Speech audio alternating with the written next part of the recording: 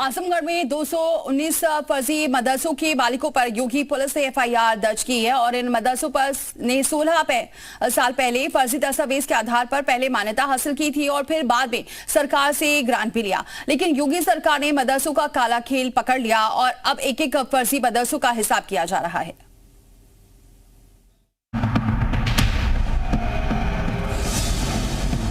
दूसरे के बच्चे के लिए अगर वो सुविधा सरकार देना चाहती हो, कहते नहीं उर्दू पढ़ाओ इसको, यानी उसको मौलवी बनाना चाहते हैं, कठपुल्ला पर जोड़ के इसको ले जाना चाहते हैं। ये नहीं चल सकता है। मुस्लिम बच्चों को कट्टरपंथी बनाने वाले फर्जी मदरसों पर रमजान में योगी फोर्स की स्ट्राइक हुई है।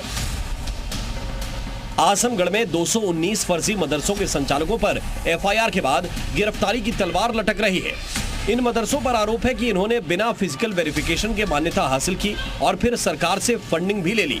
अब योगी सरकार ने इनकी चोरी पकड़ ली है, इसलिए इन कागजी मदरसों के मालिकों का हिसाब किया जा रहा है।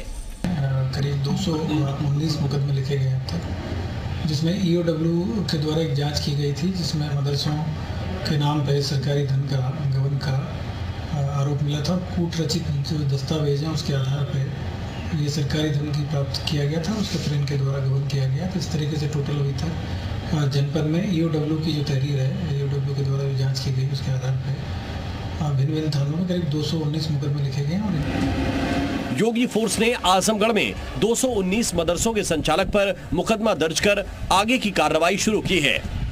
अब ऐसे फर्जी मदरसों के मालिकों से उन पैसों का पूरा हिसाब लिया जाएगा जो उन्होंने फर्जीवाड़े के जरिए सरकार से हासिल किया था।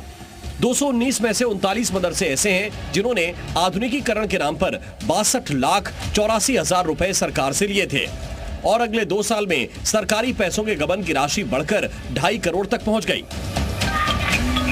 हालांकि एक्शन करीब आया तो मदरसों के संचालक बचने की कोशिश कर रहे हैं। उनकी मांग है कि कार्रवाई उन पर हो जिन्होंने पैसों का फर्जीवाड़ा किया है। मदरसे में आधुनिकीकरण टीचर का पेमेंट लिया हो, सरकार से 1 रुपया लिया हो या स्कॉलरशिप लिया हो, कुछ भी लिया हो, तो मैं भुक्तभोगी हूँ। ये जो एसआईटी ने जो रिपोर्ट लगाया एफआईआर का, ये बताइए क्या ये सही है? बिल्कुल सही नहीं है भाई। जिन लोगों ने पैसा लिया है राजकोष से, उनके ऊपर फायर होना चाहिए ना। जिन्होंने खाली मान्यता लिया नहीं चला पाए, बहुत सारे कारण होते नहीं चला पाते। मदरसों के नाम पर फर्जीवाड़े का खेल आजमगढ़ में 2009 में शुरू हुआ था। तब बिना वेरिफिकेशन के कई मदरसों को मान्यता और ग्रांट देने का पर्दाफाश हुआ था, लेकिन तब शायद इसलिए कार्रवाई नहीं हुई क्योंकि तत्कालीन मायावती सरकार तक ये बात नहीं पहुंची। लेकिन 2017 में इसकी शिकायत सीधे योगी सरकार से की गई, जिसके बाद जांच बिठा दी गई। बाद में पूरे मामले की जांच के लिए एसआईटी बना दी गई।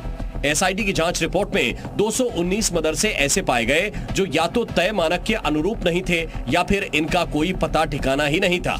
फर्जीवाड़ा सामने आने के बाद योगी सरकार ने 219 मदरसों पर एफआईआर दर्ज कर दी है। अब जैसे जैसे जांच आगे बढ़ेगी वैसे वैसे फर्जीवाड़ा करने वाले मदरसों का हिसाब होगा। आजमगढ़ से वेदेंद्र शर्मा के साथ ब्यूरो रिपोर्ट, जी मीडिया।